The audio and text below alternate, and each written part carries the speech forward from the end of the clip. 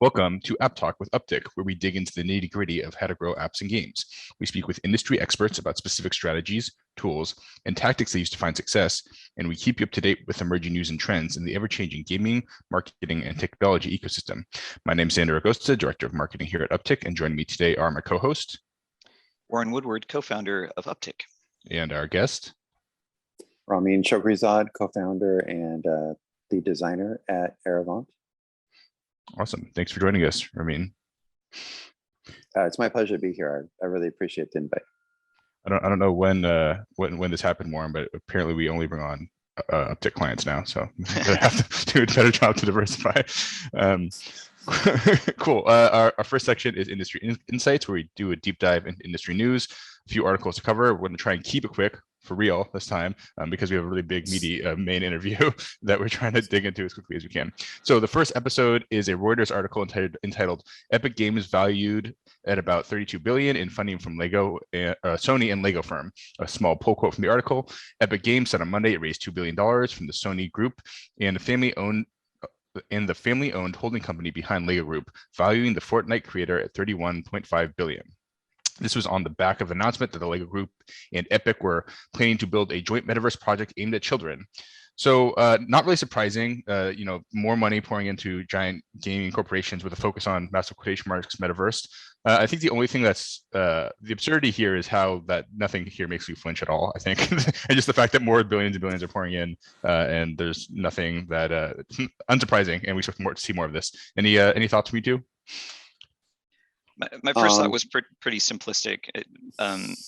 Ramin's will probably be more meaningful, but it seems like this is, if you want a block-shaped metaverse, you're going to be ripe with ripe with choice over the next few years. But Ramin, we'd love to get your thoughts on this announcement. I love that answer, Warren. That was clever. Well, I mean, due to tax conditions and such, the corporations have a lot of money right now in the United States. They're just sitting on, and they're wondering what to do with it. And the metaverse is obviously, both the metaverse and blockchain are things that they're eyeing with a tremendous amount of interest. And if you were to Google, something like companies most likely to create the metaverse or most advanced, something on that, try to research something along that lines, you'll get a short list of maybe 4 or 5 companies that are expected to be the leaders in the development of the metaverse, and Epic is one of them. So they're positioned they appear to be positioned to be successful in that area. So in addition to their assets like Fortnite and the platform, which in themselves make it quite viable, that positioning is also making them attractive. Yeah, makes a ton of sense. I mean, it's a good, very successful company. If all the CEOs attacking the space, I think Tim Sweeney is one of the least scary, although maybe you guys disagree with that. I generally tend to agree with his perspective on things. And so, yeah, I think it's overall a good thing to see a company that I generally admire leveling up their war chest. Okay, let us keep moving. There are 2 articles here. I'm entitling this section Meta/Facebook doing metaverse things, and I'll quickly roll through quotes in these 2 articles.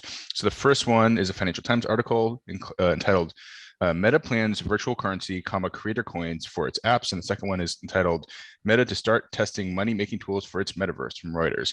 A quick quote: Meta Platforms is readying plans to introduce virtual tokens and cryptocurrencies into its family of apps with an aim to use such tokens for rewarding creators and lending and other financial services. Meta's cryptocurrencies, internally dubbed Zuckbucks, are intended for a metaverse and may not be based on the blockchain. Meta could introduce an in-app token that would be centrally controlled by the company. So that's the first article, and I'll just quickly say, holy mother of worst of all worlds, the only thing scarier than a Facebook-backed cryptocurrency is a Facebook-backed centralized token. We'll get to that in a second. I'm going to quickly go to the next article. This is Meta to start testing money-making tools for its metaverse. Facebook owner Meta Platforms is beginning to test tooling for selling digital assets of experiences within its virtual platform Horizon Worlds.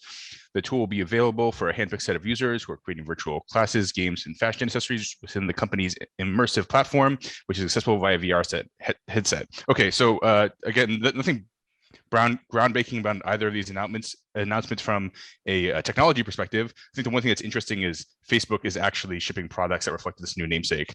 A lot to unpack there. Either one of you want to just jump right in?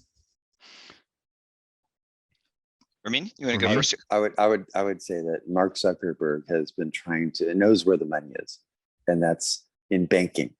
And he's been trying to turn Facebook into a bank for a while now. He's run into some regulatory challenges, and he's working. I'm sure his team is working very hard to figure out how to create the bank of Meta without being stopped by regulators. And so they're trying to get into these gray zones when you move things from real space where there are strict laws into virtual space where regulators don't understand the space yet, and it's evolving too fast for lawmakers to clearly define and regulate.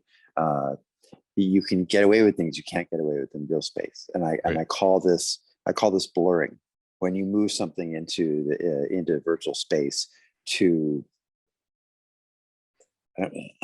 get away with something, is that too hard a word? I don't want to be too controversial here, but to get into a gray zone where there aren't laws about something yet. Right. And I would say this is an example of and certainly Meta isn't the only company trying to do this, but using Web3 to blur. Yeah, it makes a lot of sense. I mean, anyone who's paying attention for the last couple of years probably remembers Libra, which is their first attempt to go into cryptocurrency, and how it was aggressively shot down by regulators as they were in the middle of some of the biggest Facebook scandals over the last couple of years. Warren, do you have thoughts here? Yeah, no, I was thinking about just that. I'm wondering how much of this is just a picking up and rebranding of the work done on Libra. I'm also trying to put in my head how I believe the article specifically said they said it may or may not be a centralized currency. It's very speculative, and, yeah, and I'm trying to put together if there's even a path that they could be. Ramina explored sort of my second thought, which was, what is the business model for this? Like how are they monetizing this? And if it is through lending and banking services, do we have precedent for a corporation essentially printing its own dollar and becoming a bank with its own dollar as a centralized currency? I mean, I think like EVE Online or Second Life did it, basically, right? Well, did they go? Yeah, go ahead. I mean, obviously, game companies have been making their own currencies for quite a while, and Roblox. And I think if you go all the way back to like 2013, I talked about this in my systems of control and free to play paper, and there's an obvious advantage to being able to just, by having these intermediary currencies that you control completely, that you can just print unlimited amount of. Yeah, absolutely. I'm just trying to picture how, if they don't do something decentralized, how they can bridge that to an actual like lending and financial product. It's going to be a trip if they go down that road. I kind of think that they're maybe just not clarifying that. My gut is that it will be a decentralized currency. I would take the other side of that bet. I would take the other side of that bet, because okay, here, you're a Facebook influencer. We want to reward you somehow. We don't want to pay you USD. We want to give you Zuckbucks. There is some there's like you can cash out Zuckbucks at some really bad conversion rate to USD. I think that seems, and you can also have it spent within their ecosystem. Ideally, you wouldn't cash it out, right? You'd have it spent within their ecosystem. And so I would, and then they can control it. I mean, if you look at Facebook, their whole thing has always been about how much control can they have. And so I don't think the incentives are aligned for them. And I don't think that the executive team there really has any desire to do anything that would decrease their control. That could be right. They might be looking at more like a Roblox model for this. At the risk of making this a longer discussion, the one question I get asked a lot, the whole team gets asked a lot, is especially from investors, is, are we going to have a coin? And when they say, are you going to have a coin, what they're saying is, are we going to create our own tradable currency that's not a fiat currency, that basically we control or we own it? And because that's what makes banks so powerful, is they have the ability to just create fiat currency. If you could do that as a company by having a coin, you basically have the power of a country or at least a bank to just make money out of thin air. And there's the advantage of this is so obvious that if you can blur this, which is already happening, studios that have been able to do this, even without a shipped product, have raised hundreds of millions of dollars by saying, we'll have a coin. So question, are you going to have a coin?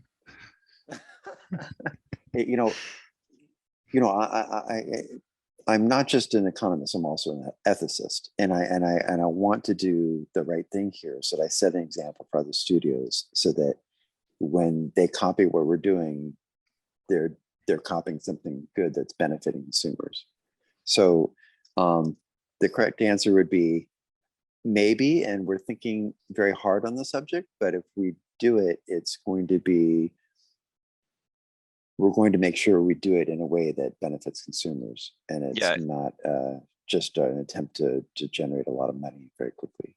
Yeah, what I hear from that is you're not just making that choice because that is the default choice of your predecessors, that you're going to kind of work from first principles and say, you know, is this actually the right thing for our players, for our game, for our economy? I have lots of thoughts here, and I think we keep doing it, but I think we should do this in the main segment. Let's finish this up and circle, because this is like core of what we're talking about. This does connect to some of the rest of the stuff we're doing. Warren, do you want to take the next couple? Yeah, absolutely. So just a quick one, but maybe significant here. This is from Blockchain Today, as well as MetaMask tweeted themselves that they are integrating Apple Pay. So this is going to mean that MetaMask users can now buy cryptocurrency with Apple Pay through the SendWire API. And for a quick quote from MetaMask, it said, "This is a breakthrough. We've been working for a long time to improve and simplify the process of buying cryptocurrencies for our customers. Our new partnership will enable millions of Apple users to purchase virtual currencies in the fastest and most secure way." So yeah, I mean, this seems like an obvious development because it allows Apple to, you know, potentially start adding their platform fees to some of these transactions potentially. I don't know. Is this meaningful? Is this something? A lot of times we see in the world of Apple, the right hand's not necessarily talking to the left hand. So I'm curious. I'm curious how meaningful you all think this is, and what is going to be the impact potentially on gaming. I would say, sure, go ahead. I would say Apple doesn't always do things that are popular with game developers, but in this case, Apple would benefit. Game developers would benefit. The main plus here is onboarding in blockchain gaming, especially trying to teach somebody who's never had a blockchain wallet to go through that whole process just so they can get into the game is many complicated and potentially scary steps that they aren't going to be used to, and it also potentially opens them up to additional risks if they don't know how to manage that wallet or defend that wallet. Anything that's going to make the onboarding easier. Ultimately, I would love to be able to. I would love to have grandma be able to play our game and enjoy it, and and that was going to require a tremendous amount of work in the area of onboarding simplification in order to make grandma comfortable coming in and battling it out with everybody else.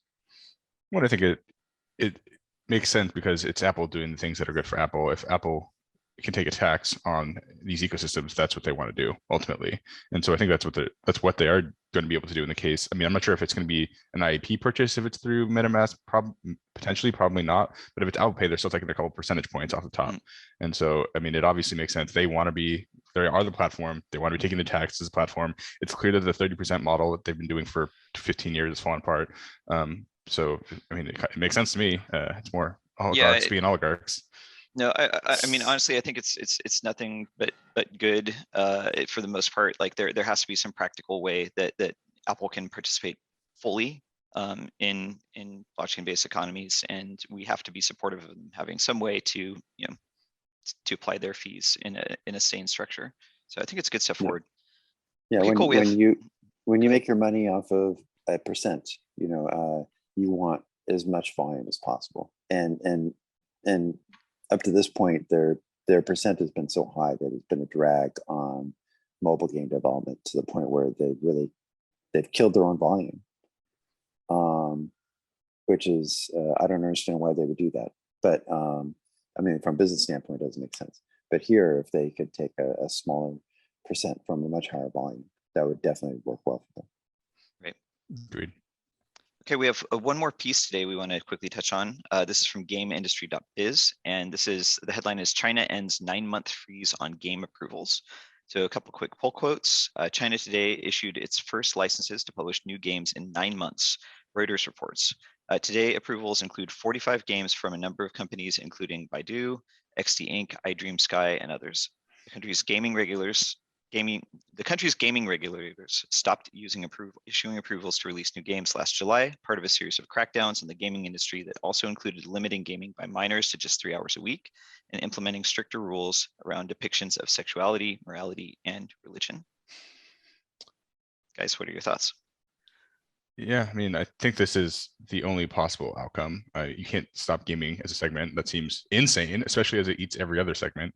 And so, I mean, I think what this really was them trying to step in, make sure that they have their arms around the industry in a way that the United States government would never do and isn't capable of doing. And I think, you know, they've probably gotten to the point where they think that, hey, we now have a good enough understanding that we can, and enough we've beaten enough of the game companies in submission that they're going to listen to what we say, and let's open it back up and, you know, make sure that this is not we don't kill this second segment of our economy. One of the things I noticed is in the article, it also said that 14,000 game studios shut down last year, and it also noted that 18,000 had shut down the year before, so maybe they're not directly correlated to this, but it's a pretty wild number of game studios to shut down. Anyway, Ramin, what are your thoughts? Well, when I was assisting international regulators in 2013 with regulating children's games, the Chinese government declined to participate. They wanted to do things their own way, and they did. In fact, they ended up coming up with even more strict guidelines, which I mean, I'm all for protections for children. You could argue maybe they went a little too far. I don't know. That's I'd rather have some regulation than no regulation. And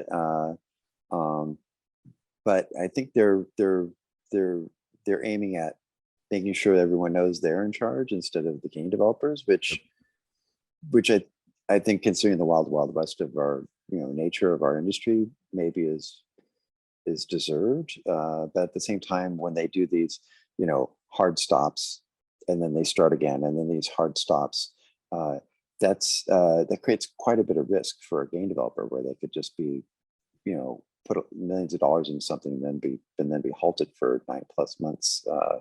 That could kill the project and it could be a total loss in investment. So I would love to see some more a smoother, more flexible, happy medium, which makes game development less risky. So you're going to get higher quality products instead of just cheap products, because those are the only ones that can survive in that type of environment.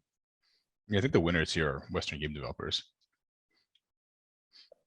Well, if they don't have to compete with Chinese developers because they're being limited by the Chinese government, then yes. All right, Warren, do you want to bridge us over to the main segment and we can start talking to Rameen about his much lauded experience? Yeah, absolutely. So Rameen, thanks for joining us. You've been on our short list to come on for a while. You know, we've had both on the pod and off the pod tons of debate as you know, we've kind of getting this first generation of Web3 gaming economies to market, and your history, writing and expertise, and not just, you know, Web3 economies, but gaming economies overall. We thought there's no better guest to sort of like hash out, you know, the history, where are we now, what's going to thrive, what's going to collapse. Our working joke title for this episode was, you know, game economies and Ponzi in crypto. But we just want to really dig in. Like there's so many of these economies being built right now, and so much investment into the space with so few kind of proven sustainable business models. So and we'll get to that. We'll build up to Web3 gaming economies, but maybe just to start, if you could give the audience a little bit about your personal history and what you and your team are currently building. How personal do you want me to get? As personal as you want. Well, go. I mean, I was born a mathematical savant. At like age 5, I just suddenly could start playing chess without anyone showing me how at a very high level. Same thing with mathematics, and but my verbal skills were limited, and I was very socially awkward. And back then there was no explanation for this, and now we would say I was probably a autistic or an autistic savant, and but that was very difficult because back then the only scientific explanation was for that type of rapid development. So I just had to accept that I was different, and but in order to survive, I became, even though I was socially behind and had a very difficult time understanding why I was different. I was very fascinated by why I was different, why they're, trying to find an explanation for this and trying to understand why people act the way they did so that I could better predict behaviors just as like a survival instinct. And this is something I end up taking me all the way through exploring physiology, psychology, neuroscience, sociology, and then ultimately economics, and also working with people hands-on. When I became the trainer for the UCLA and Olympic women's track teams in 1988, trained 2 world record holders. That was my focus back then, was like, how do I optimize human performance? But then it became more like, how do I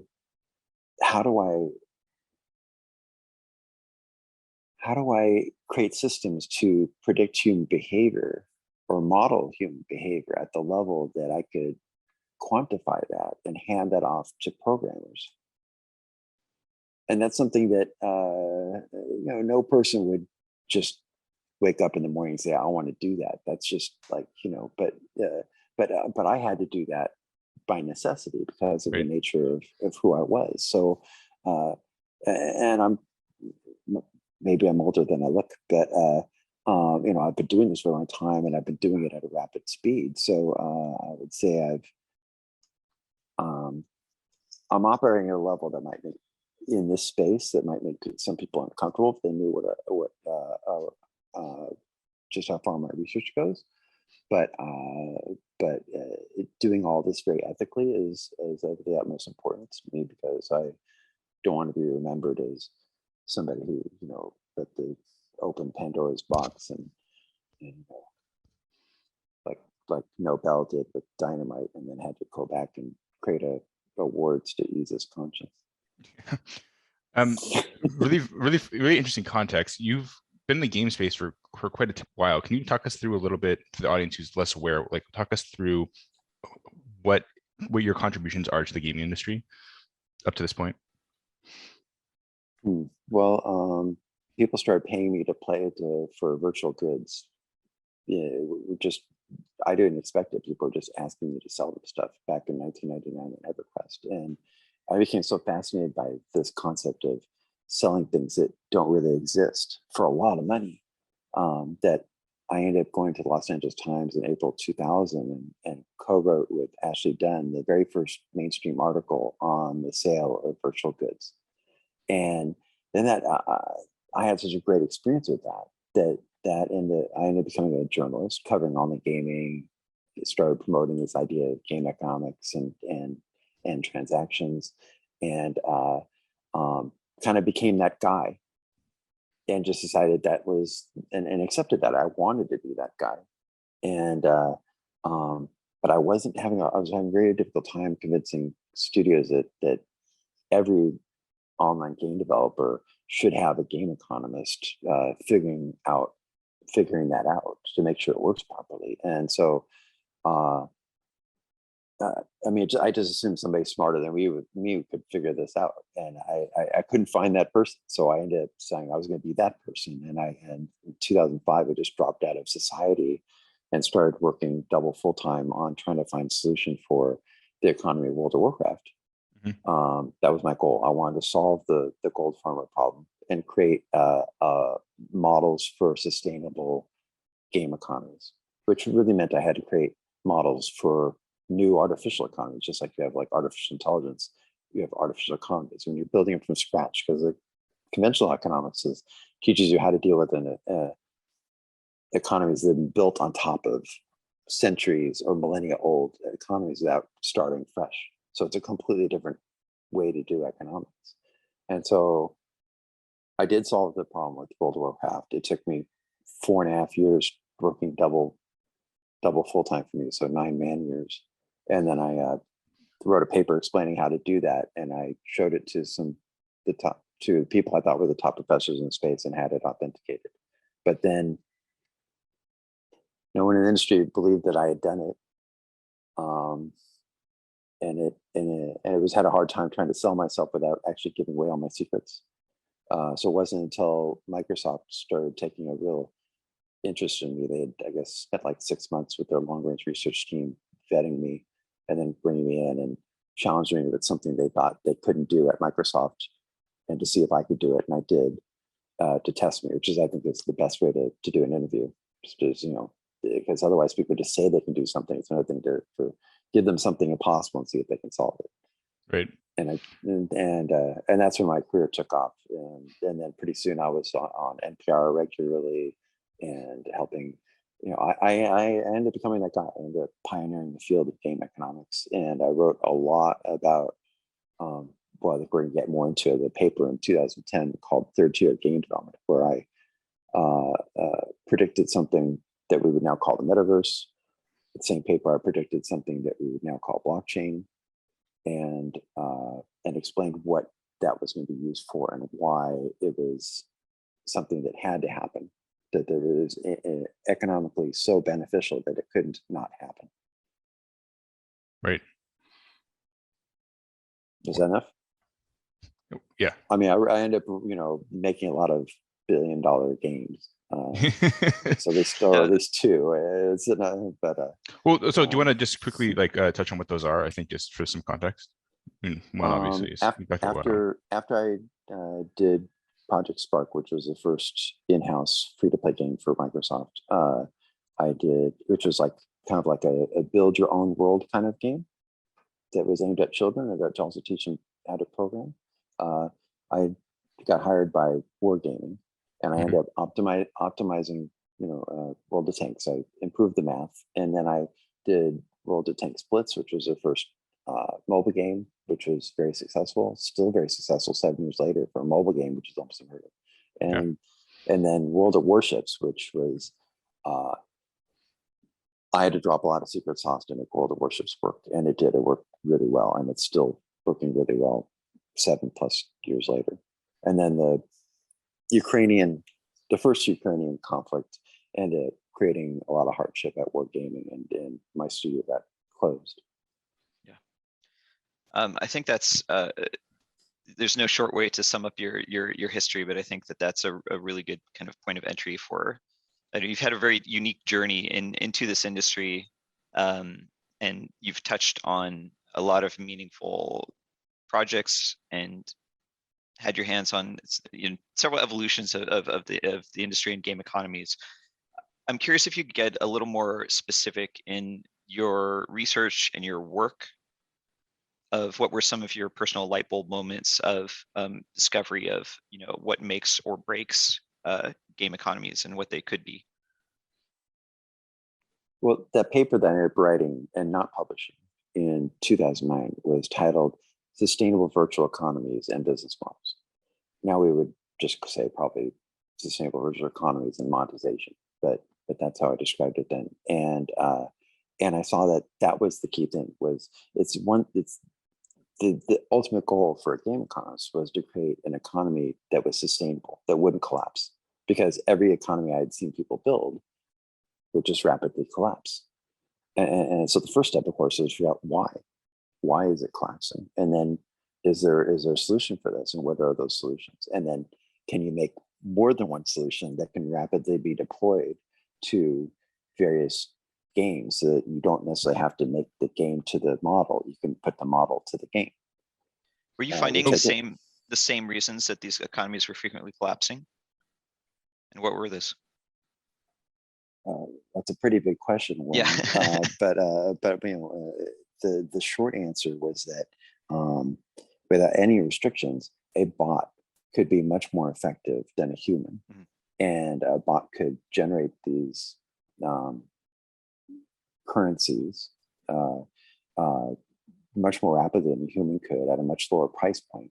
And this would mean that the bots would overrun these games, take all the resources that were supposed to be going to humans, and then resell them back to humans they just took them from at a very low but still profitable price point. Right. So part of my initial research was to make bots less effective than humans in games, so that would eliminate bots. That's something that so many companies, including Activision Blizzard, tried to do with active countermeasures and failed over and over again, because the better they got at it, the more they would end up getting false positives and taking out their best players. That doesn't work well when you ban your biggest fans. No, it does not. So instead, I developed a system of passive countermeasures just to make it mathematically impossible for a bot to do this, instead of just trying to detect and ban bots. So it's cheaper and more effective. So yeah, I mean, that's like a fascinating concept to me. Can you talk just a little bit about, I mean, obviously this is incredibly complicated stuff, but can you talk a little bit about what is an example of a passive countermeasure that you can implement in order to make a bot less effective than a human and exploiting a virtual economy? Well, the simplest way is that bots don't sleep. So if you allow a game where you could have unlimited play and unlimited economic access, the bot will be playing 24 hours a day. Right. The human might be playing 2 hours a day. So you, like in Project Loon, which is the game we're developing now on blockchain, we limit the per account economic activity to about 2 hours a day, which we think is a reasonable amount for humans. And so if they want to play more than that, there's all kinds of things they can do, but just not things that are linked to the economy. Value generating, yeah. I mean, sounds a lot like the WoW rest system. Do you remember the WoW rest system? I mean, that's basically, yeah. It's very similar. No. I mean, I appreciate what they tried to do there. yeah, sure. It was a simple version. Okay, so that's one really interesting way. Is basically you time box on the amount of economic value generated in some way that makes it basically biases towards human behavior as opposed to bot behavior. Are there any other obvious, or not obvious, but like critical passive countermeasures that you can talk about? I'm not sure if I like the line of questioning, because it's fair enough. I'm just fascinated in this stuff. Because yeah, I could, but the more we go down this rabbit hole, the more I start getting into secret sauce. Fair enough. But just trust that I've had this handled, and I've had this handled for many years at this point, and I've been refining it for blockchain, which adds layers and layers of complexity to these questions. Yeah. So on that gives me a huge head start over the competition. So yeah, on that note, why don't we pivot a little bit to blockchain? So I think of note, we talked a little bit about your history. It's also maybe worth, just for listeners, some quick comments on some of your early work in blockchain gaming and notable games there as well. Yeah, I mean, people were telling me for a few years that that the blockchain was the next thing and I should get into it, and even the one of the questions that Microsoft asked me in 2012 when they were interviewing me was they wanted my opinion on Bitcoin, and so I gave them my opinion on it. But what was the opinion? I knew I wasn't going to get away with that. I told them it's a currency in search of an economy. Because back then it was basically just the only purpose was to do like shady black market kind of transactions where you didn't want people to see what you were up to. It seems like that's what we're doing again. It's like you can use it to try to get around sanctions and stuff like that. Even in sustainable virtual economies and business models, I warned that games were a fantastic way to launder money. But regulators didn't, my warnings went unheeded. But the technology to sniff through the blockchain and figure out where things went is getting much more sophisticated. So you're starting to see people, for instance, people that are rug pulled, like these couple 21-year-olds that did some rug pull got arrested recently, which was despite attempts to hide, using something called, what was it, Tornado or something? Tornado Cash, yeah. No, Ramin, I really respect that you have a nuanced take on the space. It's pretty, the camps are very divisive when it comes to Web3 cryptocurrencies, etc. But both of these things can be true, right? You can have a technology that does more bad than good in some cases, but then you can also, like I personally, I have no emotional attachment to Bitcoin. I agree pretty much with that statement. It doesn't really do anything for me. What pulled me in was seeing some of these implementations in gaming of Web3, and I'm curious if you can maybe go into that, like being that you weren't super bullish on the existence of Bitcoin and some of the formative cryptocurrencies. What pulled you in to using Web3 and crypto as tech within games, and what was appealing about that to you and made you want to start moving your work in that direction? Yeah. I mean, that's a perfect next question. I wasn't enthusiastic about cryptocurrencies. To be honest, I'm still not enthusiastic about cryptocurrencies. But once I realized what they were built on, the blockchain, I realized that was the authentication system that I had not only predicted, but had identified as the prerequisite technology, the primary prerequisite technology for the building of the metaverse that I described in that 2010 third tier game development paper. So once I realized that, I became very excited about learning how blockchain worked well enough that I could start applying and modifying my previous work to blockchain game development and blockchain game economies, because there's different technological limitations and capabilities that require a fairly good understanding of that in order to successfully delve into that space. So I ended up moving to Australia in 2019 to recover and repair the metagame and economy for Gods Unchained at Immutable, which only took me about 3 weeks because, again, I had developed all this technology to be able to rapidly deploy to games instead of making the game deploy to the model. So it makes it quick. I designed World of Tanks Blitz in 11 weeks. I designed World of Warships in 14 weeks. So that's part of the advantage of the research I've done, is not only adding new capabilities, but also very rapid deployment, so that you can put out these complex MMOs in a much shorter than the normal time frame. And I learned a lot about that. And then I went on to do a much more ambitious design called Guild of Guardians for Immutable.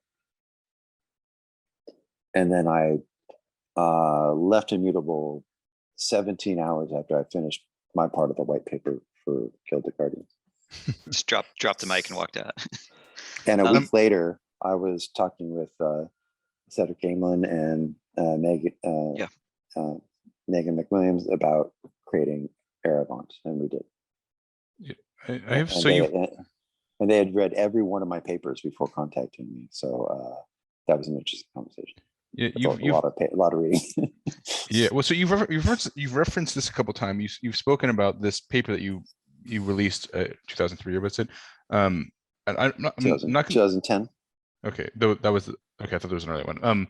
But you've referenced the metaverse paper several times and you've predicted basically where we are now. Do you want to talk a little bit about the audience who maybe has not read the paper? What is the sort of the key takeaways there? Yeah, and in fact, I kind of, if it's okay, I mean, I just need to create some new language to explain how this all works. Yeah, sounds great. Because as humans, I found, especially as I was developing game economics, we have a hard time thinking about anything we haven't made words for yet. Once you have the words for something, all of a sudden the context, the way people think changes, and then it becomes easy. So I talk a lot about equity in some of my papers, and The way I see equity is equity is a generation and storage of value, and that equity can be lost if anything lowers the value of whatever you created. And it could be like, if I had the first horse in World of Warcraft, everyone wants it. It has a lot of very high equity. But if you come back a few months later, everyone has a horse, and now the equity has been wrecked for the horse, because now there's unlimited supply and now there's no demand. But usually when we talk about equity, we're talking about financial equity. We're talking about how much money have you generated, basically, or how much is this thing worth that you have. When I talk about equity, I'm thinking more broadly, and now maybe for the first time, I want to publicly describe this in a different way. I want to talk to split equity into financial equity and social equity. Social equity is your reputation and the value of that reputation. So, for instance, a content producer on YouTube, if they don't have many people watching them, they have almost no social equity. But once they have millions of people that watch their content regularly, they've built up a massive amount of social equity that they can then convert into financial equity pretty much at will. And if you ask children that are today, where they want to be when they grow up, they don't say they want to be a firefighter or a policeman or a rock star or a president. They say, I want to be a content creator. And that makes total sense to me, especially with my background in neuroscience, because the humans are extremely social creatures, and we're wired physiologically for social interaction. And increasingly, that's what's missing in life for us. Right. Is this social interaction, and especially this is just 10x during the pandemic, because now to survive, we've learned how to not be around other people, and this is not the way our physiology works. Our physiology literally breaks down if we don't have a sufficient amount of social contact. So being popular, interacting with other people socially, being respected, being viewed or whatever, these are all things that we need. I don't even see this as I don't view entertainment or these types of things we're talking about as like luxuries. I see them as physiologically necessary components of life. So when I create an entertainment product, I'm not creating something that's a luxury. I'm creating something that's meeting basic physiological needs of humans. I really like that vision, and it makes a lot of intuitive sense. What I'm trying to put together is, how does blockchain technology enable further exploration of that, or does it? Yeah, it does. And this is where I've never had to explain this publicly, so I'm hoping this will make sense. Right now, you've got a lot of blockchain products that are going out. There's a lot of hype. There's a lot of money being thrown at them, but generally that value is not being returned. The economies just continue to fail, just like the economies that I was trying to solve back in 2002, 2003, 2004, 2005. Not much has changed. You still have economies that maybe they expand very quickly initially, and then they implode and die off every time, pretty much. I mean, I can't think of a single exception. So, I mean, Eve has been around, but a lot of gimmick things were done to try to keep propping up the economy as it was collapsing. So the problem is in web games. I mean, this is the promise, is that you could make a lot of money playing the game. But the thing is, when you do play to earn, you're basically promising to pay the player to pay your game. You're basically bribing someone to play your game. And the game, if you pay a person enough money, that especially if you pay them more than they would be making at their regular job, they'll treat your game as a job. So your game can be boring and repetitive, and just make you do the same thing over and over again like a job, and be uncomfortable for the player and actually not meet the physiological needs of the player. But they'll still do it if they get paid. But that becomes increasingly expensive, because in order to have, if you keep paying your players, that money's going to come from somewhere. Right. And that money comes from new players. So you have to be hyping the game incredibly, oftentimes inappropriately, in order to bring a lot of people in to keep giving you money to pay off the people before. And we have and you used the term before, we have a term for this in the real space where each generation, each cohort of new people coming in has to be larger than the previous one to pay off all the previous cohorts. We call this a Ponzi scheme. And it's a dubious affair in real space, but because of blurring, no one really quite knows what to do with it in Web3. So it's happening. I'm not supposed to be talking about, I don't want to be slamming the games that have come before because they were the slam them. It's fine. I mean, there's a lot of people out there, especially like even investors in our game that have come from these other games. They have a lot of respect for those games. I respect for their ability to have vanguarded the space.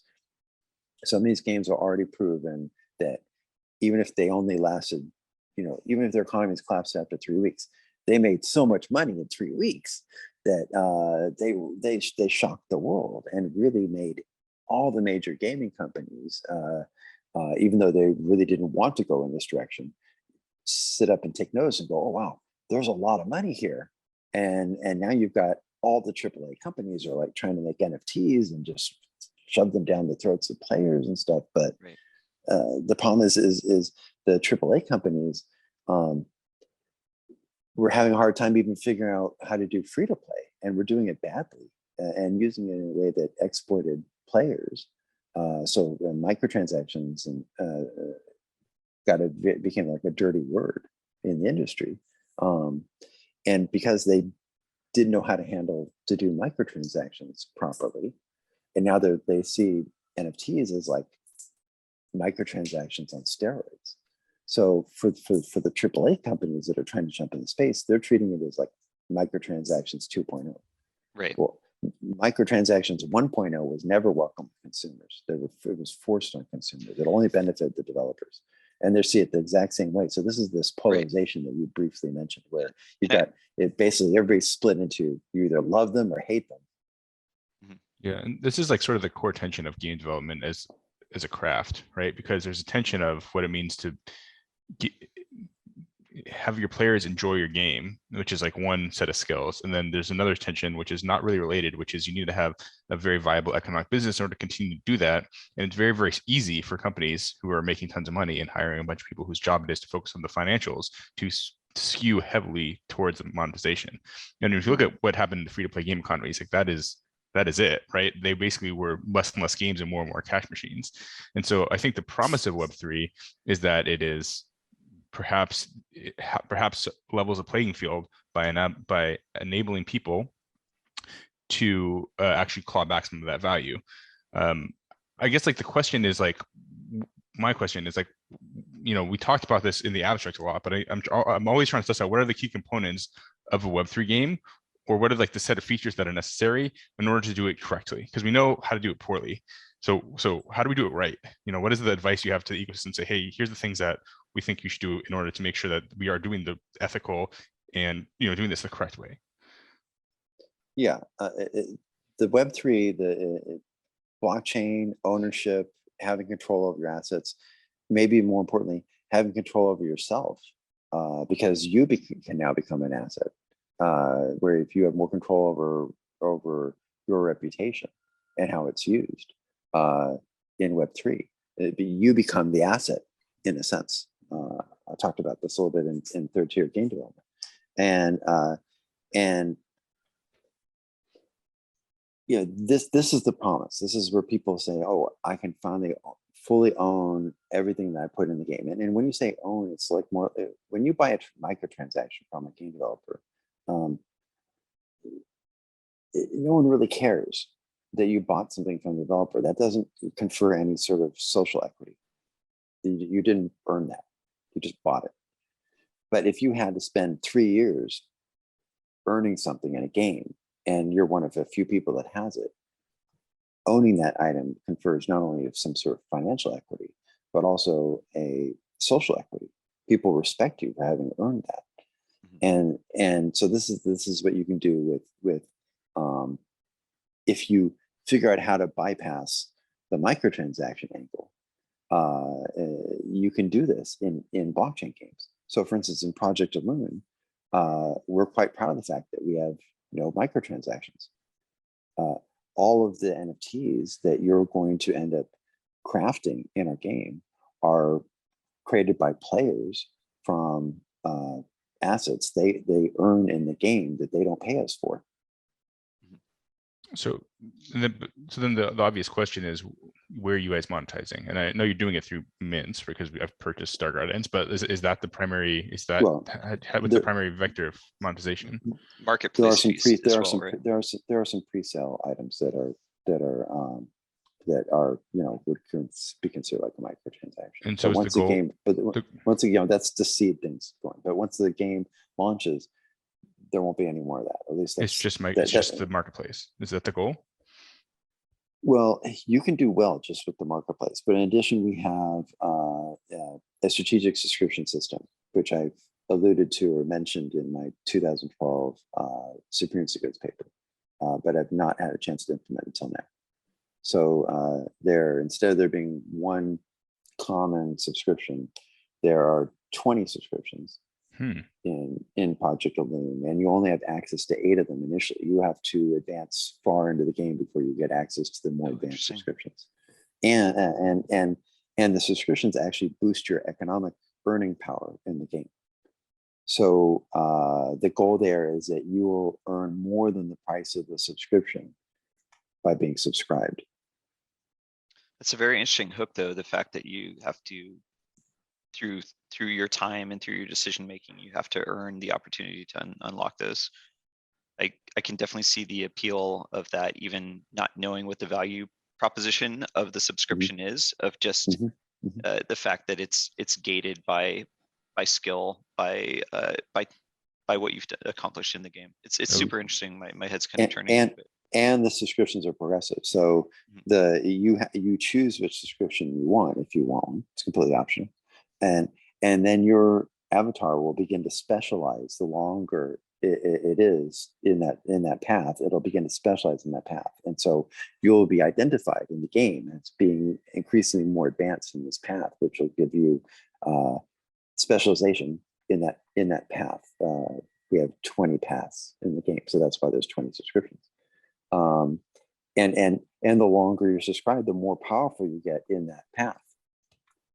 So it's one of the biggest problems with subscriptions, the way they've been used for 20 years plus, is that if it's the first month that you're subscribed in the game is when you get the most value.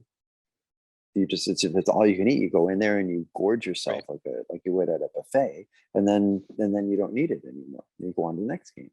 Well, so really, to adapt to that, subscription cost should go down every month because the utility of the subscription goes down every month. But I've never seen a developer do this, but they should be doing this. They should match the cost to the value. So, in order to make sure that works, I make the value of the subscription go up the longer you have it to justify charging the same amount. Yeah.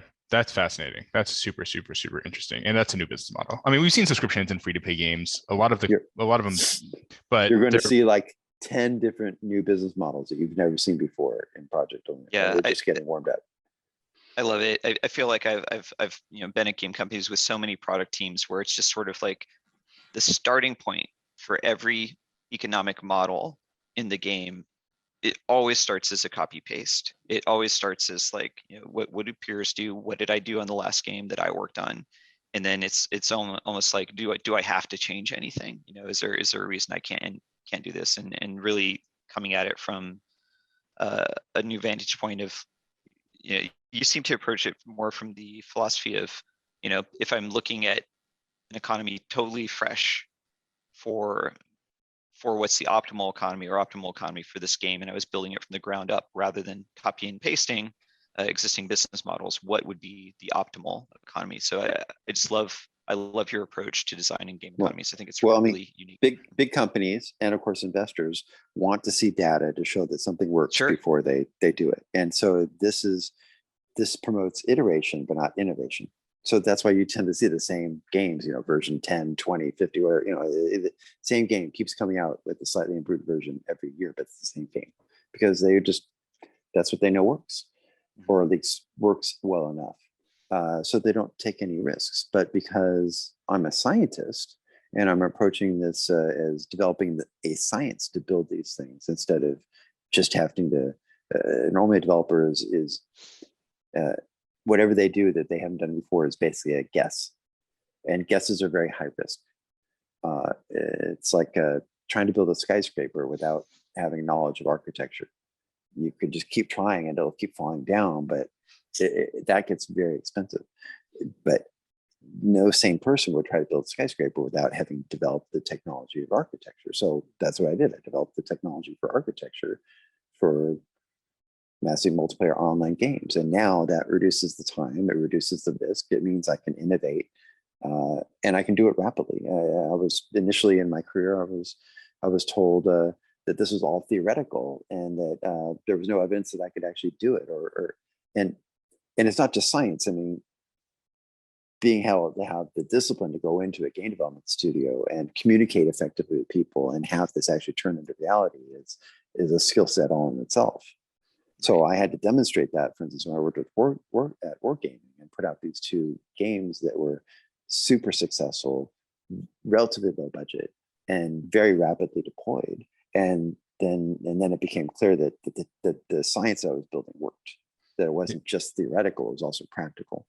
Yeah, and the critical thing here, the reason why we've seen so much copy paste, I think, is just because it's so much more difficult to do anything you're describing than it is to just look at what somebody else is doing and copying it. And I think that's sort of the key. It's why we see so many people copying this. It's just because it's simple, and at the end of the day, most people are going after gaming is a short-term economic activity, and that's the majority of developers in the world. Well, if you've been working on blockchain games for 3 years, you're considered a pioneer. You're considered ancient in this space. Right. But I've been working on this arguably since at least 2000, so 22 years now. Yeah, I had a big head start. Yeah, so there's a lot of scenarios that you've already played out or modeled out that other developers and economic designers are going to maybe find out a year or two from now. I've solved all the basic problems that people are struggling with, and gone some orders of magnitude past that to actually solve the bigger problem, which is, what do consumers need that they're not getting? Yeah. Right. And that's, for me, that's where you should be aiming. It's developing a product that meets a high demand consumer need that just doesn't have an equivalent source in the marketplace. Well, Yeah. I think we're really excited to see how this all plays out in real time as Project Loon actually comes to life. If we're almost out of time, I just want to say that the real secret sauce here is, instead of paying people to play my game until I run out of money, or until the gamers run out of money and lose all their investment, instead of trading financial equity for financial equity until there's no more financial equity, what we're doing is we're selling players social equity in return for financial equity. And then we give them back some of that financial equity. And that's why this is sustainable, because we're not selling off all of our financial equity. We're selling social equity. And we probably would need another hour for me to explain how that works. And I think it makes sense, though, in a conceptual state. And I'm very excited to see how it actually is put into reality over in Project Loon and StarGardens. Cool. Well, I mean, we're a little over time, but we definitely wanted to go as long as we could, just to make sure that we got as much of your brain out into the general public as we possibly could. I guess, do you have any final thoughts here before we move on to our app of the week section? Well, just say, we have the saying, only together we transcend. It sounds cliche, it sounds corny, but it's literally like exactly what we mean in the game. That everything is designed to be cooperative. Everything's supportive. There's nothing you can. Everything's earned. You can't spend in any way that would harm any other player in the game. Great. Well, we're excited to see more of it. All right, well, we'll move on to our last section, which is app of the week. Warren, do you have an app this week? Yeah, I'm going to be bringing another one that people have probably heard me mention on the podcast over and over again, but I've just been playing the hell out of it this week. It's had some really awesome new updates, and I think is a good time to maybe start exploring this game, and that is Crypto Raiders. So Crypto Raiders is a blockchain game on the Polygon network, and I've recommended it to a lot of people as a like my first blockchain game, but I think even more so now. So real quickly, what is Crypto Raiders? It's like a 16-bit dungeon crawling, say MMO light. I think over time it will grow to be like a RuneScape style game, but this team, the way they deliver is like every week they kind of ship a new feature or vertical slice. So it's a fun community to be part of, that they really listen to their community and implement their feedback into the game. They hire a lot of people from the community. And so beyond just the gaming experience, I think it's a very nice kind of entry into being part of a Web3 gaming community and understanding how that's a little bit different. So core gameplay is you kind of do dungeon crawls. It's relatively cheap to buy a character in the game now. I think it's around $50. And you level your character up over time. The NFT of the character evolves. You get cooler and cooler gear. You can have stat geallocate different builds. And they just put an ability set in the game, which makes combat a lot more fun. So they actually have some engaging combat now, and it's starting to feel a lot more like a game. So it's definitely still kind of like you're on the boat as it's being built. But it's to the point now where I think, people can get that like, oh, this is growing into a really cool game. And I get, like, it clicks for me how, blockchain adds value and integrates in a way that makes sense for this game. So, it's not the deepest game ever. And, there's other MMOs out there that are going to be better graphically and have more complexity to them, but it's a great kind of case study in kind of blockchain building 101 for a number of reasons. Yeah, I played Crypto Raiders a little bit. I have a couple of them. I've basically done all the major features once. It's not what I look for in a game. I look for a lot more gameplay, but if you're looking for an entry point, it's cheap. I don't mean, do you have any thoughts here? I mean, I've been, my most recent game I've been playing is Stacklands. Which one is Steam. It? Stacklands. It's like, like a $6 game or something, but that's my kind of game. Yeah, aesthetically, it's very pleasing. I can read it with my increasingly poor eyesight very easily. You don't have to squint to use a microscope to see all the text, and it's deceptively simple at first. But there's a lot of like hidden math in it when because we don't aggressively push the try to figure out how to get the most production out of your little village quickly. You're very rapidly overrun by creatures that invade you. So it's much harder than it looks at first. But it starts you off it looks like a very relaxing game when you first start playing it. Yeah, interesting. It looks, I'm just looking it up. It looks like a bit of a deck building game with almost like a solitaire-esque element. Or it's just like my first glance at it. What's the core game? Sort of like roguelike-y. You have to put cards on top of each other to create like proper sets, and then they start to build things if you do that. We're going way over time, but just like, have you ever played Cultist Simulator? Because it has a very similar aesthetic, and I think you might like it if you like this type of game. I was fascinated, but honestly, I couldn't figure out how to do a lot of the stuff there. And yeah, I didn't want to spend it's a lot worth of digging time in. like looking it all up. But yeah, I mean, I would love to be better at that game because it just looks so cool. Yeah, that's a cool one. Xander, do you have an app this week? Yeah, so I have like a bit of an interesting one. A game called Mini Motorways. It's a little simulation game. I've been playing it, and basically what you do is you have different colored houses, and you're moving people to work there and back. And the whole premise of the game is just balancing the simulation of moving people around. It's sort of like simple, but there's some mechanical depth to it, which makes it a pretty interesting simulation. The thing that's interesting about it is I bought it through, or I guess rented it through Apple Arcade, which is funny because I've talked a lot of shit about Apple Arcade over the years. But I was like, hey, I have no good mobile games. I'm like laying in bed, listening to a podcast. I want to play something, and so I basically was like, hey, let's do the subscription, see what we get. And I ended up playing Mini Motorways. So will I stay on Apple Arcade after I get sick of Mini Motorways? Maybe not. What that means is I don't have access to it after, so I'm renting it from Apple, which isn't great. But you know, it's an interesting thing. I talked a lot of shit about them, and now here I am paying $5 in order to play this game. So there's my my hypocrisy laid bare. Well, I mean, for better for worse, like I know it hasn't been success probably by Apple's metrics or anyone's metrics, but Apple Arcade is, I do really respect it for giving a funding mechanism for people building premium games. I don't know how sustainable it will be, but you know, because of that, you get gems coming through the system sometimes.